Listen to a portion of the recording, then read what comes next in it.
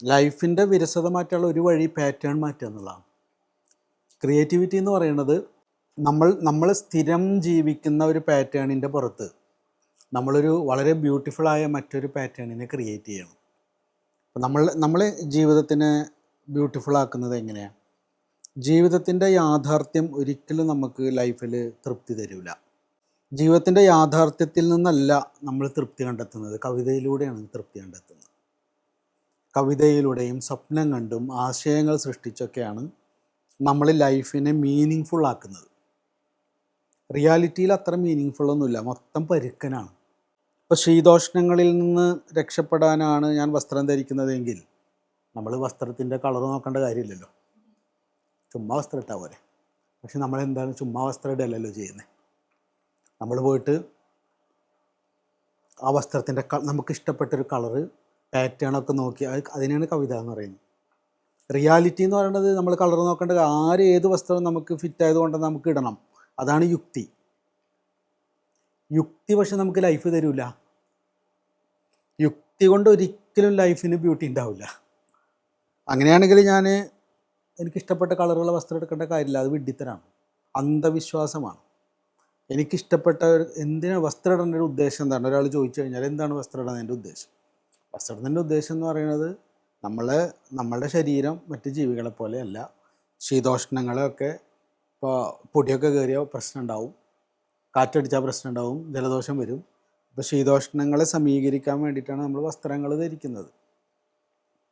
അപ്പോൾ പിന്നെ എന്തിനാണ് അതിന് ഡിസൈനിലൊക്കെ ഒരു പ്രത്യേക ഡിസൈനൊക്കെ ഉണ്ടാക്കി നമുക്ക് ഇഷ്ടപ്പെട്ട എന്തൊക്കെയോ സൃഷ്ടിച്ചിട്ട് നമുക്ക് ആസ്വാദ്യകരമായ രീതിയിൽ നമ്മൾ വസ്ത്രം ധരിക്കുന്നു. ഇതിന് യുക്തിയായിട്ട് യാതൊരു ബന്ധമല്ല, അന്ധമായ വിശ്വാസമാണ് ഈസ്തെറ്റിക് സെൻസ് എന്ന് പറയുന്നത്. റിയലായിട്ട് ഇപ്പോൾ നിങ്ങൾ കാതിൽ ഇട്ടിരിക്കുന്നു, ഇതെന്തിനത് ഇട്ടിരിക്കുന്നു വെച്ച് കഴിഞ്ഞാൽ സത്യം യുക്തിപരമായിട്ടൊരു എന്തെങ്കിലും ഒരു ആൻസർ ഉണ്ടോ? മൂക്കുത്തി ഒരു ആൻസറും ഇല്ലല്ലോ. എന്നാൽ പൊട്ടത്തരാന്ന് പറയേണ്ടത് ഈ ചെവിയിൽ തൂക്കിയിട്ടിട്ട് ചെവിക്ക് വെറുതെ പ്രഷർ കൊടുക്കുകയല്ലേ ചെയ്യുന്നതെന്നൊക്കെ ചോദിക്കാമല്ലോ. യുക്തിപരമായിട്ട് നോക്കിയാൽ ഭയങ്കര വിഡ്ഢിത്തരായിട്ടുള്ളൊരു പരിപാടിയാണ് ഈ കാതിൽ തൂക്കിയിട്ടിട്ടുള്ളത് നമുക്ക് പറയാം. പക്ഷെ നമുക്കത് ലൈഫ് വരുന്നുണ്ട്, നമുക്കത് തൃപ്തി തരുന്നുണ്ട് ലൈഫിന്. അപ്പോൾ ലൈഫിന് തൃപ്തി തരുന്നതിൽ യുക്തിക്ക് പങ്ക് കുറവാണ്. ലൈഫിനെ ബ്യൂട്ടിഫുൾ ആക്കുന്നതിൽ യുക്തിക്ക് വളരെ കുറച്ച് സ്ഥാനമേ ഉള്ളൂ. പണ്ട് നിത്യനോട് നടരാജൂർ അവസാനം പറഞ്ഞത്, നിത്യ, നിനക്കിപ്പോൾ 7 ബുദ്ധിയും 3 ഭക്തിയുമാണ്. ഭക്തി എന്നുള്ളത് നടരാജൂർ ഉദ്ദേശിക്കുന്ന ഈസ്തെറ്റിക് സെൻസാണ്. അത് നീ ഒന്നുകൂടി സമീകരിച്ച് 5 ബുദ്ധിയും 5 ഭക്തിയും ആക്കിയാൽ ബുദ്ധി സഹായിക്കാത്തയിടത്ത് ഭക്തി സഹായിച്ചേക്കും. അതിൻ്റെ നിത്യൻ അതിനോട് തുടർന്ന് പറയുന്നത് ഗുരു ഭക്തി എന്നുകൊണ്ട് ഉദ്ദേശിച്ചത് എസ്തെറ്റിക് സെൻസ് എന്നാണെന്നും കൂടി പറയുന്നുണ്ട്. അപ്പോൾ ഈ യുക്തിഭദ്രമായ ഒരു ജീവിതം ഒരിക്കലും മനുഷ്യന് സ്വസ്ഥത കൊടുക്കില്ല. പൊട്ടത്തരങ്ങളാണ് പലപ്പോഴും നമ്മുടെ ലൈഫിന് ബ്യൂട്ടി തരിക. നമ്മൾ ഒരു കുഞ്ഞിൻ്റെ കൂടെ 10 മിനിറ്റ് ഇരുന്ന് കളിച്ചാൽ ഏതെങ്കിലും കളിയിൽ യുക്തി ഉണ്ടോ? ഫുട്ബോൾ എന്തൊരു പൊട്ടത്തരാണ്. 7 ആളപ്പുറത്ത് 7 ആളിപ്പുറത്ത് നിൽക്കുക, എന്നിട്ടൊരു ബോൾ ഉണ്ടാക്കിയിട്ട് ചുമ്മാ അതിൻ്റെ പിന്നാലെ ഓടി ഗോളടിച്ച് ജയിച്ചു എന്ന് പറയാം. നമ്മുടെ ലൈഫിൽ എന്ത് യുക്തിയാണ് അതിലുള്ളത്? ക്രിക്കറ്റ് കളിക്കുന്നതിൽ, കല്ല് കളിക്കുന്നതിൽ, നമ്മുടെ ഒരു ദിവസം നമ്മൾക്ക് സന്തോഷം തരാൻ വേണ്ടി നമ്മൾ ചെയ്യുന്ന കാര്യങ്ങളിൽ എന്ത് യുക്തിയാണുള്ളത്? യുക്തിഭദ്രമായ ഏതൊരു കാര്യമാണുള്ളത്? വളരെ കുറച്ച് കാര്യങ്ങളേ ഉള്ളൂ. ഞാൻ പറയില്ല, ഈ കാതിലിട്ടുള്ളതിന് യുക്തി ഉണ്ടോ? ഡ്രസ്സ് ഡിസൈൻ ഇട്ട് ഞാൻ ഈ വാച്ച് ഇട്ടിരിക്കുന്നത് ഇതിൽ യുക്തിയുണ്ട്. ഈ ഗ്ലാസ്സിന് വല്ല കാര്യമുണ്ട് ഇങ്ങനെ ഡിസൈൻ ഉണ്ടാക്കേണ്ടത്? ചുമ്മാ ഒരു സാധനം പോരെ. നമ്മളെന്തിനാണ് ഈ കടയിൽ പോയിട്ട് ഇങ്ങനത്തെ ഗ്ലാസ് വാങ്ങിക്കുമ്പോൾ നോക്കിയിട്ട് അത് വേണ്ട ഇത് മതി, ഞാൻ അന്നേ പറഞ്ഞാൽ ഇത് വേണ്ട, എന്ത് പൊട്ടത്തര, വെള്ളം ഒഴിക്കാനല്ലേ ഗ്ലാസ് എന്നല്ലല്ലോ നമ്മൾ പറയണേ. അത് പറയുമ്പോൾ നമുക്ക് അത് ശരി, വെള്ളം ഒഴിക്കൽ അവിടെ നിൽക്കട്ടെ. യുക്തി എന്ന് പറയുന്നത് വെള്ളം കുടിക്കാൻ വേണ്ടിയിട്ടുള്ളതാണ് ഗ്ലാസ്. ആ യുക്തി കൊണ്ട് നമ്മൾ തൃപ്തരാവണില്ല. നമുക്ക് വെറും ഗ്ലാസ് മാത്രം പോരാ, അപ്പുറത്തെ എസ്തെറ്റിക് സെൻസ് വേണം. വെള്ളം ഒഴിക്കാൻ സമ്മതിച്ചു, പക്ഷേ നല്ല ഭംഗി വേണം. അതുകൊണ്ട് യുക്തി അവിടെ ഉണ്ടെങ്കിലും പകുതി നമ്മൾ ബ്യൂട്ടി നോക്കും. യാതൊരു യുക്തിയായിട്ട് ഈ വെള്ളം കുടിക്കുന്ന കാര്യവും ഈ സാധനമായിട്ട് ഒരു ബന്ധമില്ല. നമ്മൾ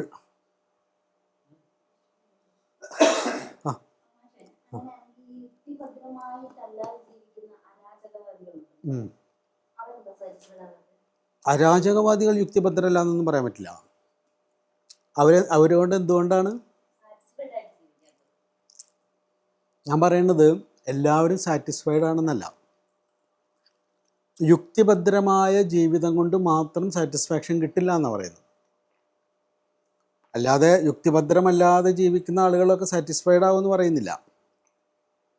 നമ്മൾ പലപ്പോഴും കാര്യങ്ങളൊക്കെ വളരെ യുക്തിഭദ്രമായി കണ്ട് കൃത്യമാക്കി വെക്കുന്നതിലൂടെ പലപ്പോഴും നമ്മളുടെ ലൈഫിൻ്റെ ബ്യൂട്ടി ഇരിക്കുന്നത് വ്യവസ്ഥ തെറ്റിക്കുന്നിടത്താണ്, യുക്തിയിലല്ല. നമ്മളിങ്ങനെ ഭയങ്കര ഗൗരവത്തിൽ കാര്യം പറഞ്ഞുകൊണ്ടിരിക്കുമ്പോൾ ഒരു തമാശ പറയുമ്പോഴായിരിക്കും നമ്മൾ പെട്ടെന്ന് ലൈഫ് കിട്ടുക. ആ തമാശയിൽ യാതൊരു യുക്തി ഉണ്ടാവില്ല. ഞാൻ അരാജകവാദികളെ കുറിച്ചല്ല. അരാജകവാദികൾ ഭയങ്കര യുക്തിവാദികളാണ്. അവർ ഭയങ്കര കടുംപിടുത്തുള്ളവരാണ്. അവരുടെ സിസ്റ്റത്തിൽ അവർക്ക് കടുംപിടുത്തുണ്ട്, ഈ യുക്തിയിലല്ല. ഒരു കുഞ്ഞിൻ്റെ കളി ശ്രദ്ധിച്ചിട്ടുണ്ടോ? ഒരു കുഞ്ഞിൻ്റെ കളിക്ക് കളി മാത്രമാണ് ലക്ഷ്യം, ഗോളടിക്കൽ ലക്ഷ്യമല്ല. ഈ ഗോളടിക്കൽ ലക്ഷ്യമാക്കുന്നതിനാണ് യുക്തി എന്ന് പറയുക. കളി മാത്രമാണ്, കളിച്ചുകൊണ്ടിരിക്കുക എന്നുള്ളതാണ്. അല്ലാണ്ട് ആ കളി എവിടെയെങ്കിലും എത്തിക്കലില്ല. യുക്തിഭദ്രമായ ആളുകൾക്ക് ഗോളടിച്ചാലേ സമാധാനം ഉണ്ടാവും. ഞാൻ പൊതുവെ ലൈഫിൻ്റെ പലപ്പോഴും നമുക്ക് ആളുകൾ തമ്മിലുള്ള, അതുകൊണ്ടാണ് ഈ വാദിക്കാനും ജയിക്കാനും എല്ലാം അറിയാനും അറിയിക്കാനാണെന്നൊക്കെ നാരായണ ഗുരു പറയുന്നൊരു പോയിന്റ് അതാണ്. അല്ല, എന്താണ് സക്സസ്ഫുൾ? അത് പക്ഷെ യഥാർത്ഥത്തിൽ നമ്മൾ ആഗ്രഹിക്കുന്നത് എന്താണ്? സമാധാനമാണ്. അതുകൊണ്ട് പലപ്പോഴും ജീവിതത്തിൽ തൃപ്തി അനുഭവിച്ചിട്ടുള്ളത് നഷ്ടപ്പെടുത്തിയവർക്കാണ്. തന്നിലുള്ളത് വിട്ടുകൊടുത്തവരാണ് തൃപ്തി അനുഭവിച്ചിട്ടുള്ളത്. ഏറ്റവും കൂടുതൽ ആർജിച്ചു കൂട്ടിയവർ തൃപ്തി അനുഭവിച്ചിട്ടുണ്ടോ എന്നുള്ളത് നമ്മൾ അടുത്ത് വന്ന് പഠിക്കേണ്ട ഒരു വിഷയമാണ്. ഗോൾ ജയിച്ചിട്ടുണ്ടായിരിക്കും, സമാധാനം ഉണ്ടാവണമെന്നില്ല. നമ്മൾ തർക്കിച്ചിട്ട് ഞാൻ ജയിച്ചു എന്ന് കരുതുക. ഞാൻ നിങ്ങൾ നാലാളായിട്ട് തർക്കിച്ചൊരു വിഷയത്തിൽ ജയിച്ചിട്ട് തിരിച്ചു പോണ ഞാൻ സ്വസ്ഥനായിരിക്കില്ല ഒരിക്കലും. തോറ്റ ആളും ജയിച്ച ആളും തോൽക്കുന്ന കളിയാണ് തർക്കം. രണ്ടാളും തോൽക്കും. തോൽപ്പിച്ച ആളും വിഷമിക്കുമല്ലോ. തോറ്റ ആളുകളും വിഷമിക്കും, ജയിച്ച ആളും. ഞാൻ ഈ ദേഷ്യത്തെക്കുറിച്ച് പറയും. ഇപ്പോൾ ഞാനൊരാളെ ഭയങ്കരമായിട്ട് അങ്ങ് തെറി പറഞ്ഞു എന്ന് കരുതുക. എനിക്ക് ദേഷ്യം പിടിച്ച് ഞാൻ തെറി പറഞ്ഞ് ഭയങ്കര ബഹളം ഉണ്ടാക്കി. അയാൾക്ക് ഭയങ്കരമായിട്ട് മുറിവേൽക്കുന്നു. അയാളിങ്ങനെ നടന്നു പോവാ വേഷം വെച്ചിട്ട്. ഞാനാണെങ്കിൽ എൻ്റെ ദേഷ്യം പിടിച്ച ദേഷ്യം അനുഭവിച്ച ആളെ കുറിച്ചാണ് പറയുന്നത്. അപ്പോൾ ഒരു സുഹൃത്ത് അതിലെ വരുന്നു. ആ സുഹൃത്ത് വന്നിട്ട് ആളെടുത്ത് വന്നിട്ട് എന്താ നിങ്ങൾക്ക് പറ്റി, എന്ത് വിഷമിച്ച ആൾ ഭയങ്കരമായിട്ട് എൻ്റെ സാരല്ല ഇവിടെ, അയാൾക്ക് വട്ടാണ്, നീ ഒന്ന് കാര്യമാക്കണ്ടെന്ന് പറഞ്ഞിട്ട് അയാളെ ചേർത്ത് പിടിച്ച് കുറച്ച് നേരം അങ്ങ് നടക്കുമ്പോഴേക്കും അയാളുടെ ഉള്ളിൽ നിന്ന് അതങ്ങ് പോകും. ഈ ദേഷ്യം പിടിച്ച് വറച്ചിരിക്കണം എൻ്റെ അടുത്തൊരാൾ വന്നു എന്ന് കരുതുക. എന്നിട്ട് എന്നോട് ചോദിക്കണം, അല്ല എന്ത് പറ്റില്ല? അവൻ വന്നിട്ടേ ദേഷ്യം, ഞാനവനക്കങ്ങ് കാര്യമില്ല, എത്ര ആശ്വസിപ്പിച്ചാലും എനിക്ക് ആശ്വാസം വരില്ല. ദേഷ്യം പിടിച്ച ആളുടെ അസ്വസ്ഥത മാറാനാണ് ദേഷ്യം അനുഭവിച്ച ആളേക്കാൾ കൂടുതൽ സമയമെടുക്കുക. ദേഷ്യം അനുഭവിച്ച ആൾ വേറൊരാളുടെ സ്നേഹം കൊണ്ട് അത് പെട്ടെന്ന് പോകും. ദേഷ്യം പിടിച്ച ആളുടെ അസ്വസ്ഥത ആര് വന്ന് സ്നേഹിച്ചാലും പോവുകയില്ല. അതായത് ഈ ദേഷ്യം പിടിക്കുന്ന ആളിലേക്കാണ് ദേഷ്യം ഉണ്ടാക്കുന്ന അസ്വസ്ഥത കൂടുതൽ വ്യാപിക്കുക. അത് എന്ന് വെച്ചാൽ എല്ലാവരും ദേഷ്യം പിടിക്കാന്നല്ല, അത് നമ്മൾ ഫങ്ഷൻ ചെയ്യുന്നതാണ്. യുക്തിഭദ്രമായി നോക്കുമ്പോൾ തിരിച്ചാണ്. ദേഷ്യം പിടിച്ച ആൾക്ക് നോർമലാവാൻ സദാ ന്യായീകരിച്ചുകൊണ്ടിരിക്കണം. കാണുന്നവരോട് ഞാനിന്ന് അവർക്ക് 2 കൊടുത്തു, എന്താ കാരണം എന്ന് പറയാം. അപ്പോൾ അയാൾ പറയണം എൻ്റെ അടുത്ത് വന്നിട്ട് നിങ്ങൾ കറക്റ്റാണ്, അപ്പോൾ ഒരു ആശ്വാസം കിട്ടും. പക്ഷേ കുറച്ച് കഴിഞ്ഞാൽ വീണ്ടും പ്രശ്നമാണ്. കാരണം ഇത് ശരിയല്ല എന്ന് നന്നായിട്ട് അറിയാം നമുക്ക്. അപ്പോൾ ഇപ്പുറത്തുനിന്ന് ഒരാളോട് വീണ്ടും വരുന്ന ആളോട് പറയും ഞാൻ ഇന്ന് അയാൾക്ക് 2 കൊടുത്തു. അപ്പോൾ അപ്പുറത്തിരിക്കുന്ന ഈ പറയണത് എന്തിനാണെന്നറിയോ? എനിക്ക് അസ്വസ്ഥത ഒന്ന് മാറിക്കിട്ടണം. അപ്പോൾ ആരെങ്കിലുമൊക്കെ ഞാൻ ശരിയാണെന്ന് എന്നോടിങ്ങനെ പറഞ്ഞുകൊണ്ടിരിക്കണം. മറ്റാൾക്കൊരാൾ ചേർത്ത് പിടിക്കുമ്പോൾ അത് കുറേയൊക്കെ പോവും, ഇയാളേക്കാൾ കൂടുതൽ പോവും. പറയുന്നത് 2 രീതിയിലാണ് ലൈഫ് ഫങ്ഷൻ ചെയ്യുന്നത്. യുക്തിപരമായിട്ട് നോക്കുമ്പോൾ ദേഷ്യം പിടിച്ച ആൾക്ക് എന്ത് പോയി എന്നാണ് ചോദിക്കുക. ദേഷ്യം പിടിച്ച ആൾക്കാണ് ഏറ്റവും കൂടുതൽ പോയിട്ടുണ്ടാവുക. ജയിച്ച ആളാരാ? ജയിച്ച ആൾ ദേഷ്യം പിടിച്ച ആളും തോറ്റ ആൾ അത് അനുഭവിച്ച് കരഞ്ഞു പോയ ആളുമാണ് നമുക്ക്. പക്ഷെ ആ കരഞ്ഞു പോയ ആളെ ഒരാൾ ചേർത്ത് പിടിച്ചാൽ അയാളുടെ പെരിഫറലായിട്ടാണ് അത് കൂടുതൽ അനുഭവിച്ചിട്ടുണ്ടായിരിക്കുക. ഈ ഒരു കെമിസ്ട്രി അറിയുമ്പോഴാണ് ഞാൻ ദേഷ്യം പിടിക്കുമ്പോൾ ഏറ്റവും കൂടുതൽ ഡാമേജ് ഉണ്ടാകുന്നത് എനിക്കാണെന്ന് തിരിച്ചറിയുമ്പോൾ ഉണ്ടാവണ പ്രാക്ടീസിനെയാണ് സംയമനം, ക്ഷമ എന്ന് പറയുന്നത്. അയാൾ ക്ഷമയുള്ളാണ്ട് അപ്പുറത്തിരിക്കുന്ന ആളോടല്ല ക്ഷമിക്കണ്ടേ. ഞാൻ ക്ഷമിച്ചില്ലെങ്കിൽ ആ അനുഭവം ഏറ്റവും കൂടുതൽ ഏറ്റുവാങ്ങേണ്ടി വരും ഞാൻ തന്നെയാണെന്നുള്ള തിരിച്ചറിവ് ഉണ്ടാവുക എന്നുള്ള.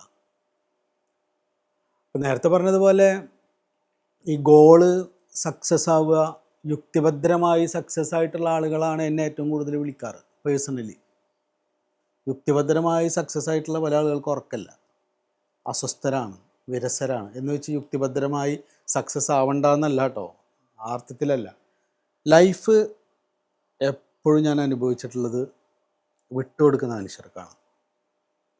ലൈഫിൻ്റെ ഒരു തൃപ്തി ഏറ്റവും കൂടുതൽ അനുഭവിക്കുന്നത് കണ്ടിട്ടുള്ളത് തന്നിലുള്ളത് തൻ്റെ ചുറ്റുപാടിലുള്ളവർക്ക് ആവും വിധം ഷെയർ ചെയ്യുന്നവരിലാണ് തൃപ്തി ഏറ്റവും കൂടുതൽ അനുഭവിക്കുക. അയാൾ ഒരിക്കലും ഒരു സോ കോൾഡ് സക്സസ് പേഴ്സൺ ആയിരിക്കില്ല, ആവാനൊരു സാധ്യതയില്ല. നമ്മൾ വെക്കുന്ന സക്സസ് ഒക്കെ എടുക്കുന്ന ആളിൻ്റെ ഒരു സുഹൃത്ത് എന്ന് പറഞ്ഞാൽ എനിക്ക് അച്ചീവ് ചെയ്യേണ്ട പരമാവധി ഞാൻ അച്ചീവ് ചെയ്ത് കഴിഞ്ഞു, പക്ഷേ ഞാൻ വളരെ അസ്വസ്ഥനാണ്.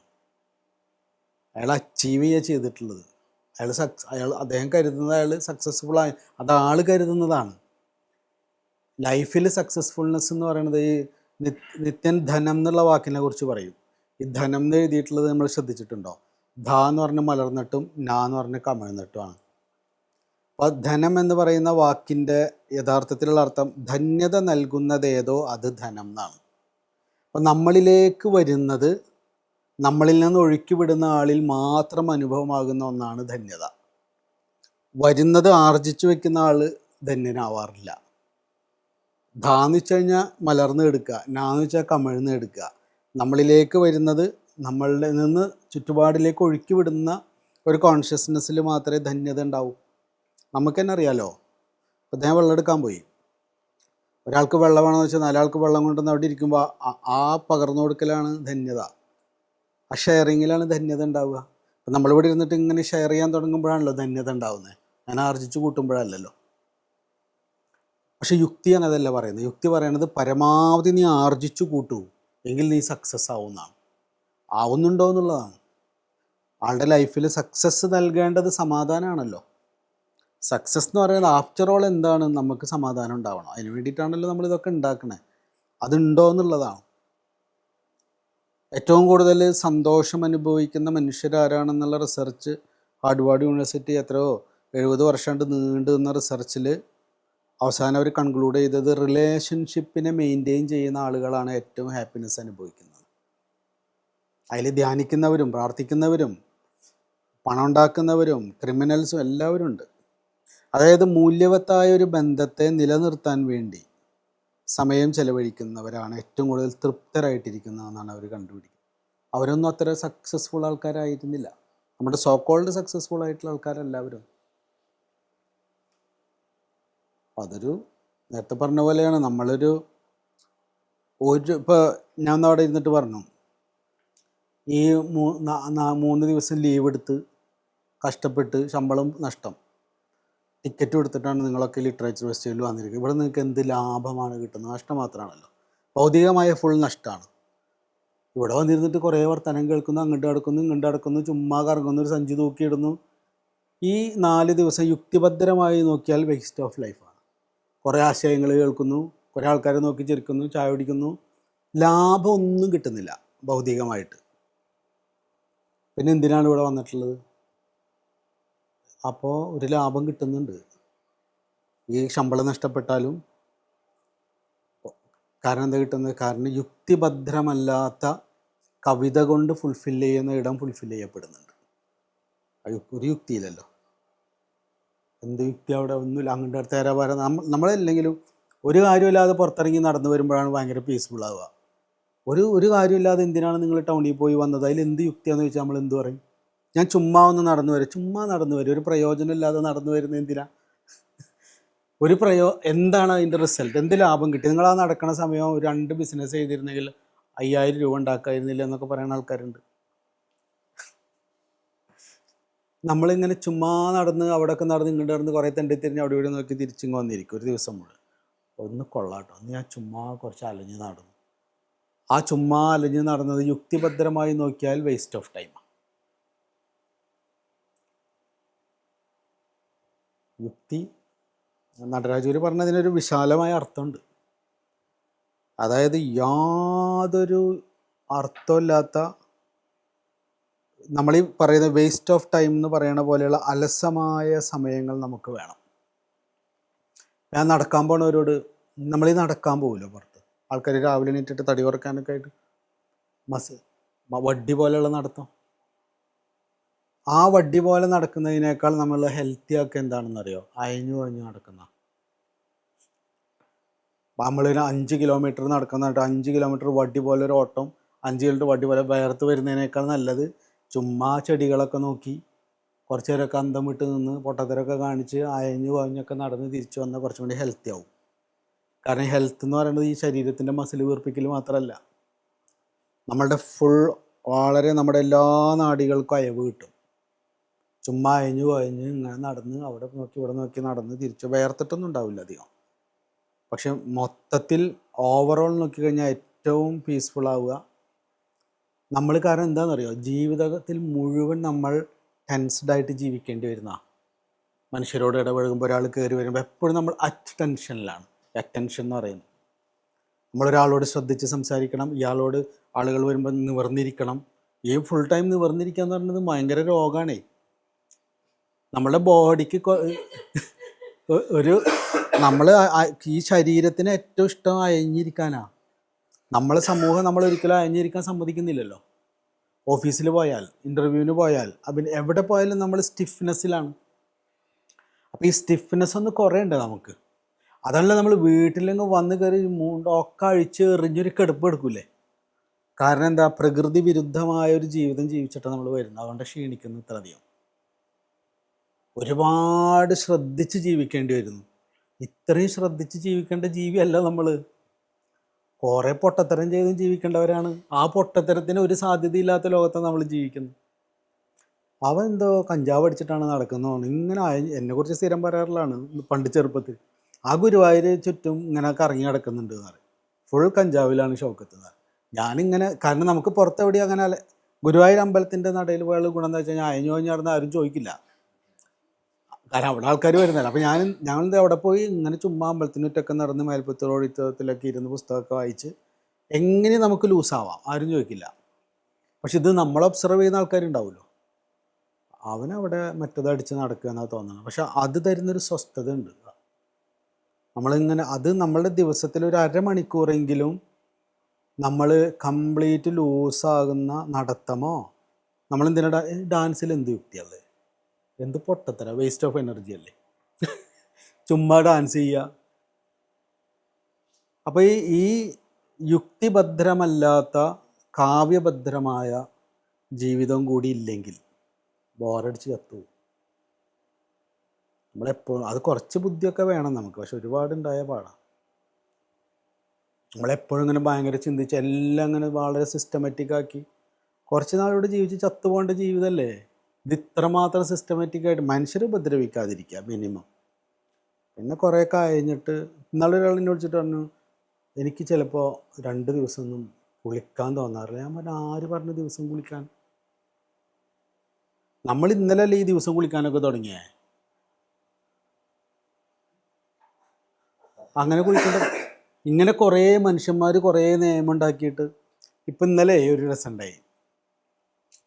2 ആഴ്ച മുമ്പ് എൻ്റെ ഒരു സുഹൃത്ത്, അവന് കുറച്ച് തടിയൊക്കെ ഉണ്ട്. അപ്പോൾ ഞാൻ അവനോട് പറയാം, നിനക്കൊന്ന് ഓടി ചാടി യോഗ ഒക്കെ ചെയ്ത് ബോഡി ഒന്ന് ഉഷാറായിക്കൂടെ? ഞാനേ മട്ടനും ചിക്കനും ബിരിയാണിയൊക്കെ വളരെ ആസ്വദിച്ച് കഴിക്കുന്നതേ ചുമ്മാ ഓടി ചാടി കളയാൻ വേണ്ടിയിട്ടല്ലാന്ന്. ഞാൻ എൻ്റെ ജീവിതത്തിൽ ആദ്യമായിട്ടാണ് ഒരാൾ അങ്ങനെ ഒരു അവൻ വളരെ സരസനാണ്, വളരെ കൂളായിട്ട് ജീവിക്കുന്ന ആൾ. അവൻ വളരെ റിലാക്സ്ഡാണ്. അവൻ തടിയനാണ്, പക്ഷെ അവനക്ക് രോഗമൊന്നുമില്ല. അവൻ നന്നായി ഭക്ഷണം കഴിക്കും, ഇടയ്ക്കൊക്കെ നടക്കാൻ പോകും. പക്ഷെ അവനിങ്ങനെ ഭയങ്കര ബോഡി കോൺഷ്യസ് ആയിട്ടുള്ള ആളല്ല. പക്ഷെ അതെനിക്കൊരു ഭയങ്കര ഒരു എൻലൈറ്റനിങ് സാധനമായിരുന്നു. അവനത് പറഞ്ഞു കഴിഞ്ഞിട്ട് കുറച്ച് ദിവസം കഴിഞ്ഞപ്പോൾ, 3 ദിവസം കഴിഞ്ഞപ്പോൾ ഒരാൾ എന്നെ ഒരു ഫോൺ വിളിച്ചു. ആൾ പറഞ്ഞു, എനിക്ക് തടി കുറച്ച് കൂടുതലാണ്. എൻ്റെ ഭാര്യയും സുഹൃത്തുക്കളൊക്കെ ഭയങ്കര കളിയാക്കല, ഞാനിപ്പോൾ ഒരു ഡിപ്രഷൻ്റെ വക്കിലാണ്, എന്താ ചെയ്യേണ്ടതെന്ന് അറിയില്ല എന്നൊക്കെ പറഞ്ഞു.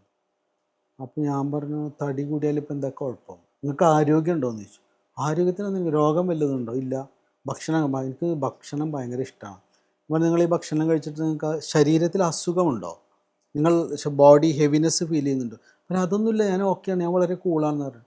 ഞാൻ പറഞ്ഞു, ഒരിക്കലും നിങ്ങൾ യോഗയും എക്സസൈസും ചെയ്തിട്ട് നിങ്ങൾ നിങ്ങളുടെ ജീവിതത്തെ നശിപ്പിക്കരുത് എന്ന് പറഞ്ഞു. ആ ഒരു എൻലൈറ്റൻമെൻറ്റ് എനിക്ക് തന്നത് ഇവനാ. നമ്മളൊരിക്കലും അവരോട് തടി രോഗമാണെന്ന് ആര് പറഞ്ഞു? എന്നിട്ട് വണ്ണം കുറഞ്ഞവരൊക്കെ ആരോഗ്യവാന്മാരാണോ? നമ്മൾ ഇങ്ങനെ കുറേ നമ്മൾ ചോദിക്കേണ്ടത് തടിയുണ്ടോ തടിയില്ലയോ എന്നല്ല, രോഗമുണ്ടോ, അസ്വസ്ഥതയുണ്ടോ, ഭാരം അനുഭവിക്കുന്നുണ്ടോ, അതുകൊണ്ട് ബുദ്ധിമുട്ട് അനുഭവിക്കുന്നുണ്ടോ എന്ന് ചോദിക്കേണ്ടതിന് പകരം ഇങ്ങനെ ഈ രീതിയിൽ വയറൊന്നുമില്ലാതെ ഇങ്ങനെ ഒരു പ്രത്യേക രീതിയിലുള്ള ബോഡി ഷേപ്പിൽ വന്നാലാണ് ഒരാൾ ആരോഗ്യവാനാവുക എന്ന് ആരോ നിർവചിച്ച് വെച്ചതാണ്. അപ്പോൾ ഞാൻ അവനോട് ഇങ്ങനെ സംസാരിച്ചു, കുറച്ച് നേരം സംസാരിച്ചിട്ട് കഴിഞ്ഞപ്പോൾ അവൻ പറഞ്ഞു, അപ്പോൾ അവനക്ക് സത്യത്തിൽ കുഴപ്പമൊന്നുമില്ല. ഞാൻ പറഞ്ഞു, നീ നന്നായിട്ട് ഭക്ഷണം കഴിക്കുക, നിനക്ക് ഇഷ്ടപ്പെട്ട ഭക്ഷണമൊക്കെ കഴിക്കുക, നീ ഒരു യോഗയും ചെയ്ത് എക്സസൈസ് ചെയ്യേണ്ട, നിനക്ക് അസുഖമില്ലെങ്കിൽ നീ ഇങ്ങനെ ചുമ്മാ, ഞാൻ പറയും നടക്കൊക്കെ ചെയ്യാറുണ്ട്, പക്ഷെ അതൊന്നും പോരാന്നാണ് പറയണത്. ഒരു കുഴപ്പമില്ല. ആ എൻലൈറ്റൻമെൻറ്റ് എനിക്ക് തന്നത് ഇവനാ. അവനന്ന് പറഞ്ഞപ്പോൾ ഞാൻ ഒരുപാട് ചിരിച്ചു. പിന്നെ ഞാൻ അവനോട് ചോദിച്ചു, എനിക്കൊരു അസുഖമില്ല, ഞാൻ വളരെ ഓക്കെയാണ്, ഈ തടി ഞാൻ ഈ കഷ്ടപ്പെട്ട് ഭക്ഷണം കഴിച്ചുണ്ടാക്കിയ തടിയാണിത്, ഇത് യോഗ ചെയ്ത് എക്സസൈസ് ചെയ്തും കളയാനേ ഞാൻ പൊട്ടനൊന്നല്ല എന്ന് പറയുമ്പോൾ വളരെ യുക്തിഹീനമായൊരു കാര്യം പറയണ പോലെയല്ല നമുക്ക് തോന്നുക. അവനെ സംബന്ധിച്ചിടത്തോളം അവൻ ആരോഗ്യവാനാണ്, അവനൊരു കുഴപ്പമില്ല. ഈ ഒരേ പാറ്റേണിൽ ചിന്തിച്ചിട്ട് പല വിഷയത്തെക്കുറിച്ച് ഒരൊറ്റ പാറ്റേണിൽ ചിന്തിച്ച് ഉറപ്പിച്ച് വെച്ച ബോധത്തിന് ഒരിക്കലും റിലാക്സ്ഡ് ആവാൻ പറ്റില്ല. ഒരു ദൈവവിശ്വാസിയുടെ മുമ്പിൽ ദൈവത്തിൽ വിശ്വസിക്കാത്ത ഒരാൾ വന്നിരുന്നാൽ ദൈവവിശ്വാസി അസ്വസ്ഥനാവും. ആ വിശ്വാസം അപകടമാണ്. ദൈവത്തിൽ വിശ്വസിക്കാത്ത ഒരുത്തൻ്റെ മുമ്പിൽ വന്നിരുന്നൊരു ദൈവവിശ്വാസി പറഞ്ഞാൽ അയാളും അസ്വസ്ഥനാവും. രണ്ടുപേരും രണ്ട് തരം രോഗികളാണ്. ഒരു പാറ്റേണിൽ നിന്ന് മറ്റൊരു പാറ്റേണിലേക്ക് മാറിയെന്നുള്ളൂ. അയാൾ വിശ്വസിക്കുകയില്ല, എന്തെങ്കിലും മറ്റുള്ളവരെ ഉപദ്രവിക്കാതിരുന്നാൽ മതി. അങ്ങനെയല്ല, നമ്മൾ അതിനൊരു അയവില്ല. ഞാൻ നേരത്തെ പറഞ്ഞതുപോലെയാണ്, നമ്മൾ ചിന്തിക്കുന്ന പോലെ ചിന്തിക്കുന്ന ആളുകളെ മാത്രമേ നമുക്ക് ഫീൽ ചെയ്യുന്നുള്ളെങ്കിൽ നമുക്ക് എന്തോ കുഴപ്പമുണ്ടെന്ന് അർത്ഥം. പല രീതിയിലും മനുഷ്യരുണ്ടാവട്ടെ എന്നേ, ഈ പല രീതിയിൽ മനുഷ്യരുണ്ടാവുകയും അവർ തമ്മിൽ പകയില്ലാതിരിക്കുക, ഈ പകയെ ഒഴിവാക്കുക വേണ്ടേ. ഒരാൾ തലകുത്തി ഇങ്ങനെ നിൽക്കുകയാണ്, അയാൾക്ക് കാര്യമായ പ്രശ്നമൊന്നുമില്ല, അയാൾ പറഞ്ഞു ഞാനിങ്ങനെ തലകുത്തി ദിവസം അരമണിക്കൂർ നിൽക്കുമ്പോൾ എനിക്ക് നല്ല സമാധാനമാണെന്ന് പറഞ്ഞാൽ എന്തിനാണ് അതിനെ യുക്തി കൊണ്ട് പോയിട്ട് തോൽപ്പിക്കാൻ ശ്രമിക്കുക? അയാൾക്ക് സമാധാനം ഉണ്ടെങ്കിൽ അയാൾ തലകുത്തി നിൽക്കട്ടെ എന്ന് അരമണിക്കൂർ. തലകുത്തി നിന്നാൽ സമാധാനം കിട്ടുന്ന ആര് പറഞ്ഞു? രണ്ട് കാലിൽ നടന്നാൽ സമാധാനം കിട്ടുന്ന ആര് പറഞ്ഞു? രണ്ട് കാലിൽ നടന്നിട്ട് എല്ലാവർക്കും സമാധാനമുണ്ട്. ഒരാൾക്ക് തലകുത്തി നിൽക്കുമ്പോൾ അയാൾ സ്വസ്ഥനാവുന്ന തലകുത്തി നിൽക്കട്ടെ കുറച്ച് നേരം. ആരാണ് ഇങ്ങനെ ഒരു പാറ്റേൺ ഉണ്ടാക്കിയിട്ടുള്ളത്? പലരും പലതും ചെയ്യും. നിങ്ങൾ കിടക്കുമ്പോൾ ഇങ്ങനെ കിടക്കണം എന്നൊക്കെ പറയും. എന്നിട്ട് അതൊക്കെ കേട്ട് പഠിച്ച് നീണ്ടെന്ന് പറഞ്ഞ് ഇങ്ങനെ ഇത്ര ഡിഗ്രിയിൽ ഇങ്ങനെ തിരിഞ്ഞു കിടന്നാലേ നിങ്ങൾക്ക് ഇന്ന അസുഖം വരാതിരിക്കൂ എന്നൊക്കെ പറഞ്ഞ് മനുഷ്യർ ഒരുപാട് യുക്തി കൊണ്ട് ഇത്രയും ജീവിതത്തെ കോംപ്ലിക്കേറ്റഡ് ആക്കിയിട്ടുള്ളൊരു ജീവിയില്ല എന്നാണ് ഞാൻ പറയുക. ഇടയ്ക്ക് പൊട്ടന്മാരും ഭ്രാന്തന്മാരൊക്കെ ആവണം. നമ്മൾ ഈ ക്രിയേറ്റിവിറ്റി എന്ന് പറഞ്ഞാൽ എന്താ ശരിക്കും? സത്യത്തിൽ നമ്മൾ ആ പാറ്റേണിനെ ബ്രേക്ക് ചെയ്യാണ്. പലപ്പോഴും പല പാറ്റേണുകളെ ബ്രേക്ക് ചെയ്ത് പുതിയ പുതിയ പാറ്റേണുകൾ പരീക്ഷിച്ചുകൊണ്ടിരിക്കുകയാണ്. ഒരു കാലത്ത് നാടകം എന്ന് പറഞ്ഞാൽ കൃത്യമായൊരു വ്യവസ്ഥ ഉണ്ടായിരുന്നു. തട്ടിടുക, മുകളിലൊരു തട്ട്, താഴൊരു തട്ട്, ഇന്നാൾ ഇവിടെ വന്ന് നിൽക്കണം, ഇന്നാൾ അവിടെ വന്ന് നിൽക്കണം, അവിടെ നിൽക്കണം, ഇങ്ങനെ ആയിരിക്കണം എന്നൊക്കെ. അതാ ബ്രേക്ക് ചെയ്ത ആദ്യത്തെ സമയത്ത് ഒരാളും സമ്മതിക്കില്ലല്ലോ. ഒരു പാറ്റേൺ ബ്രേക്ക് ചെയ്യാന്ന് പറഞ്ഞാൽ മനുഷ്യനെ ആലോചിക്കാൻ പറ്റില്ല. അതിങ്ങനെ തന്നെ ആയിരിക്കണം. ശാസ്ത്രീയ സംഗീതം പാടുന്നുണ്ടെങ്കിൽ ഇങ്ങനെ ആയിരിക്കണം, നാടകം എന്ന് പറയുന്നത് ഇങ്ങനെ ആയിരിക്കണം. എപ്പോഴൊക്കെ അതിനെ ബ്രേക്ക് ചെയ്തിട്ടുണ്ടോ അപ്പോഴൊക്കെയാണ് പുതിയ ലോകങ്ങൾ ഉണ്ടായിട്ടുള്ളത്. നമ്മളിവിടെ ഇങ്ങനെ ഇരിക്കും, ഒരു മുതിർന്നവർ കയറി വരുമ്പോൾ ഏതെങ്കിലും ഒരു കുട്ടി കാലുമ കാലേറ്റ് വെച്ചിരിക്കുന്ന കണ്ടു കഴിഞ്ഞാൽ മുതിർന്നവരെല്ലാം അസ്വസ്ഥരാകും. ഈ കാലുമ കാലേറ്റ് വെച്ചിരിക്കുന്നതിൽ എന്താ കുഴപ്പം? പക്ഷെ മുതിർന്ന യുക്തിവാദിയും അസ്വസ്ഥനാവും. അതാണ് തമാശ. ഈ ആകെ ചെയ്തിട്ടുള്ള കാലം ഇതിലെന്താണ് റെസ്പെക്റ്റ് ഇല്ലായ്മ? അതിന് എന്ത് യുക്തിയാണ് നമുക്ക് പറയണമെന്ന് വെച്ച് കഴിഞ്ഞാൽ ഒരു യുക്തിയില്ല. ശീലം. ഞാൻ ഇതുവരെ അനുഭവിച്ചിട്ടില്ല. മുതിർന്ന ഒരാളുടെ മുമ്പിൽ കുട്ടി കാലുമ കാലേറ്റി വെച്ചിരിക്കുന്നത് അനുഭവിക്കാത്തത് കൊണ്ട് തലച്ചോറിന് അത് ശരിയാണെന്ന് തോന്നണില്ല. യുക്തിക്കായിട്ട് യാതൊരു ബന്ധമല്ല അതിന്. പക്ഷേ യുക്തിവാദിയും പറയടാ മുതിർന്നവരെ കണ്ട നിനക്കൊന്ന് എണീറ്റ് നിന്നൂടെ. അപ്പോൾ കുട്ടികൾക്ക് എണീറ്റ് നിൽക്കുന്നതാണോ ബഹുമാനം? അവിടെ ഇരിക്കുന്നതുകൊണ്ട് എന്താണ് കുഴപ്പം? കാര്യകാരണ സഹിതം പറഞ്ഞു വെച്ചാൽ നമുക്ക് അല്ല, നമ്മൾ കാലങ്ങളായിട്ട് ശീലിച്ചു പോന്നിട്ടുള്ളതാണെന്നുള്ളത് മാത്രമാണ് കാരണം, വേറൊരു കാരണമല്ല. ഇടത്തെ കൈ കൊണ്ട് മിഠായി വാങ്ങിച്ചാൽ സ്വസ്ഥനാവും. അപ്പം എല്ലാം ഇങ്ങനെയാണ്. നൂറ്റാണ്ടുകളായി നമ്മൾ ശീലിച്ചു പോകുന്നതാണ് നമുക്ക് ശരി. ഞാൻ എപ്പോഴും പറയാറുള്ളൊരു സാധനം, ശീലിച്ച് ഉറച്ചതാണ് ബ്രെയിനിന് എപ്പോഴും ശരിയായിട്ട് തോന്നുക. അതിനെ ആര് ബ്രേക്ക് ചെയ്താലും ആദ്യം അസ്വസ്ഥാവും. നമ്മുടെ ലൈഫിൻ്റെ പല പാറ്റേണുകളും ബ്രേക്ക് ചെയ്യുമ്പോൾ ഒരു കൂട്ടുകുടുംബമായിട്ട് ജീവിച്ചിരുന്നതാണ് സമാധാനം എന്നൊക്കെ പണ്ടുള്ള ആൾക്കാർ പറയും. കൂട്ടുകുടുംബത്തിൽ ജീവിച്ചവർക്ക് അറിയുമോ അതിൻ്റെ ബുദ്ധിമുട്ട്. അപ്പം ഈ മനുഷ്യർ ഇങ്ങനെ ഈ നിരന്തരം ട്രയൽ ആൻഡ് എറർ ജേണി നടത്തിക്കൊണ്ടിരിക്കുന്ന ഒരു ജീവിക്ക് പറയുന്ന പേരാണ് മനുഷ്യൻ. എത്ര ജേണികളാണ് നമ്മൾ നടത്തിക്കൊണ്ടിരിക്കുന്നത്. പലതരത്തിൽ നമ്മൾ ജീവിച്ച് നോക്കല്ലേ. ഇത്രയും പറഞ്ഞുകൊണ്ട് ഞാൻ എൻ്റെ കഥാപ്രസംഗം അവസാനിപ്പിക്കുന്നു. അസ്സലാമു അലൈക്കും. വലൈക്കും സലാം.